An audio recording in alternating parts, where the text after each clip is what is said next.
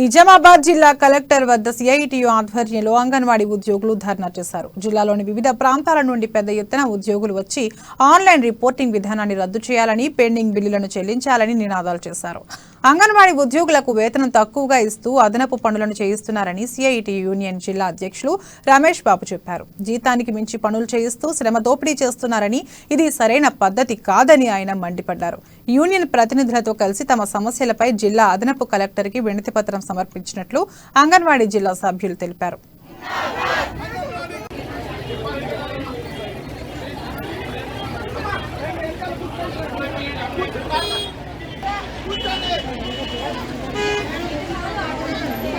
నిజామాబాద్ జిల్లాలో ఉన్నటువంటి అంగన్వాడీ ఉద్యోగులపైన తీవ్రమైనటువంటి పనిభారం మోపుతూ అధికారులు ఇబ్బందులకు గురి చేస్తా ఉన్నారు. ఈరోజు 7th, 10th, ఇంటర్ చదువుకున్నటువంటి వాళ్లకు ఈ విద్యా వ్యవస్థలో ఎవరికి లేని విధానాన్ని, ఆన్లైన్ రిపోర్టింగ్ విధానాన్ని రోజువారీ ఈరోజు ఆన్లైన్ పద్ధతుల్లో పంపాలనేటువంటి పద్ధతిని ఇంప్లిమెంట్ చేస్తూ ఉన్నారు.